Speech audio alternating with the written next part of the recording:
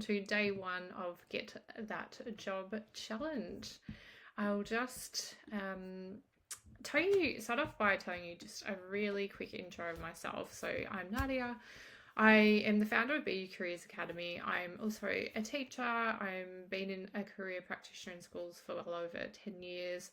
I'm also working in and out of schools this year, but also in my own private practice with clients, and also with my programs that I have in schools that I'm also starting to offer to private clients. So Next Step Navigator, Work, and Career Starter. Also have a podcast, the Gen Z Career Playbook.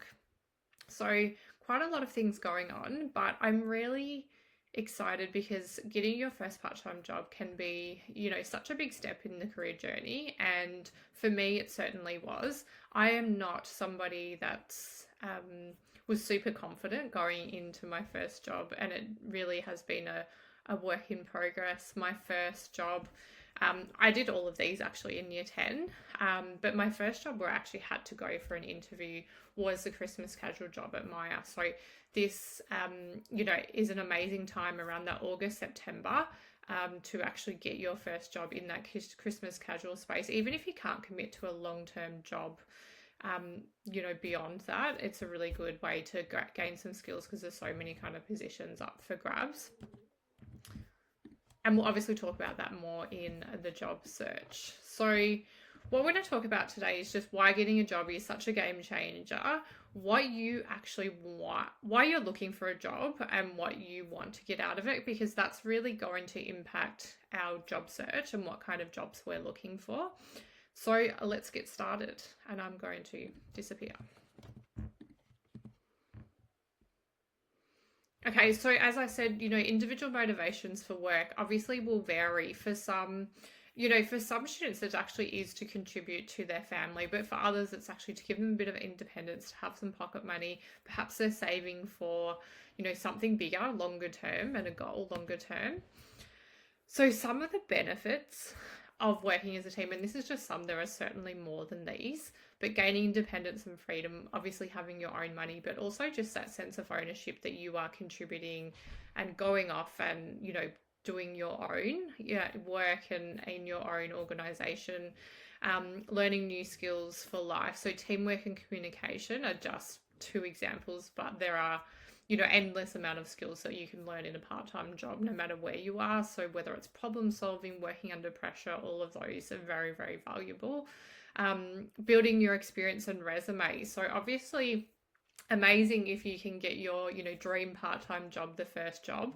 But if you don't, it can be certainly a building block. So, you work in that job for a year or 6 months or 2 years, and then you kind of use those skills to go into a slightly different job. And then those skills you're building and developing will then go into, further jobs and further career as you go on. Meeting new people, so expanding your networks. Maybe you're at a school where you're kind of just meeting same types of people. It's actually good to get to know different people from different backgrounds, and just kind of, expand your understanding of people and those kind of things. Discover what you like and don't like in a job. So you might really love the fast pace, you love speaking to people, or that may really, really drain you. You may love like problem solving. You might find you actually really like training and teaching people.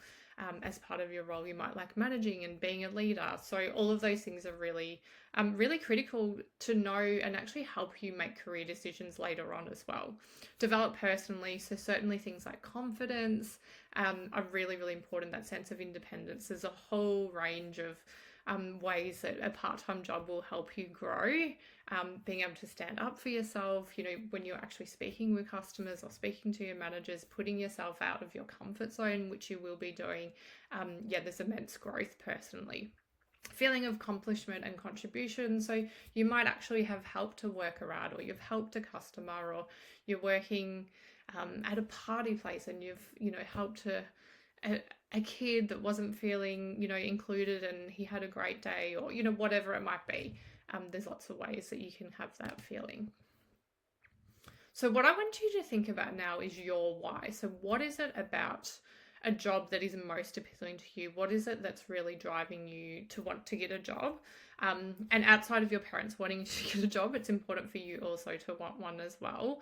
So obviously money is a good bonus, and most people, I'm sure, it's a big driver. But what I want you to think about is, yes, money, but what else as well? What are the skills that you're really looking to build, the experience and all of those things? Because this will help you decide on the type of jobs that you actually want to apply for.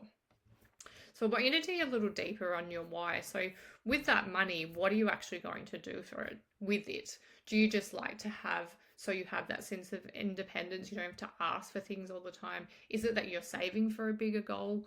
Why is that experience important to you? Do you have bigger kind of career goals that this will help kind of, work into? So just kind of think a little bit more about why you actually want the job and those elements and benefits you're going to get from the job, because that will really help you when it comes to job search next.